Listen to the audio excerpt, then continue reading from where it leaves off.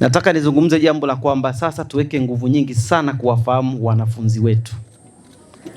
Kuwepo na madawati, kuwepo na madarasa, kuwepo na walimu wanafundisha haimaanishi mwanafunzi anajifunza. Mwanafunzi kujifunza inategemea sana mazingira ya mwanafunzi husika.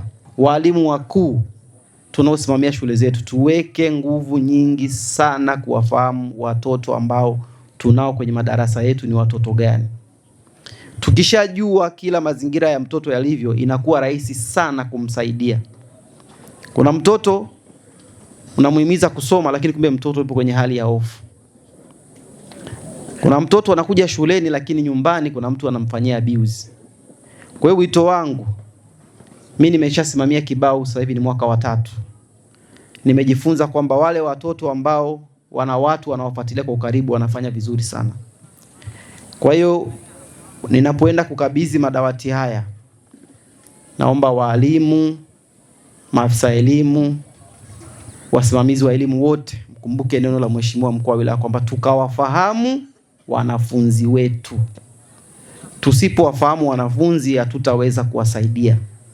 Mheshimiwa mgeni rasmi, kwa kipindi cha miaka miwili mwaka 24, 25 na 25, 26 halmashauri yako imeweza kutumia jumla shilingi milioni 800 ili kuweza kununua madawati 8,000 ikiwa ni mpango kabambe wa kukabiliana na upungufu wa madawati kutokana na ongezeko la wanafunzi wanaoandikishwa na wanahamia katika halmashauri yetu manispaa ya Kibaha. Kupitia mkurugenzi wetu wakaona uwepo utaratibu wa makusudi wa kuhakikisha hakuna mtoto atakayekaa chini katika manispaa ya Kibaha. Ndio maana kukawepo na mpango huu wa kutoa madawati mengi kiasi hiki, na leo Mheshimiwa Mkuu wa Wilaya ambaye ni mgeni rasmi anakwenda kuzindua. Kwa hiyo nitoe wito kwa wale watoto na wakuu wa shule wanaokwenda kukalia haya madawati na myatunze, kwa sababu ni fedha zetu zinatolewa kwenye manispaa yenu kwa ajili ya ustawi wa elimu ya watoto wetu. Wakuu wa shule, madawati haya yasiyo yakiharibika kidogo tu yanakusanywa, yanatunzwa mahali.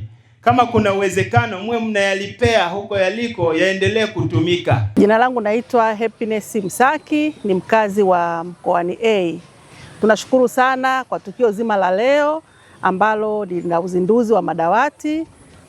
Madawati haya yamepatikana kwa mapato ya ndani yanayosimamiwa na mkurugenzi wetu Rogers Shimalekwa. Tunashukuru sana kwa ajili ya madawati haya ambayo yataenda kutatua changamoto la watoto wetu ambao wanakaa chini. Jina naitwa Daniel Emmanuel Dilunga. Kwanza kabisa tunapenda kumshukuru mkurugenzi wa halmashauri ya manispaa ya Kibaha. Leo hii tumepokea madawati. Kama wazazi wenye wanafunzi katika halmashauri ya manispaa ya Kibaha, kwa kweli tunampongeza. Tunampongeza kwa dhati kabisa, manake katika shule zetu kulikuwa na upungufu wa madawati. Lakini kwa madawati haya leo tunayokabidhiwa, kwa kweli yataenda kutatua changamoto ya baadhi ya watoto kukaa chini.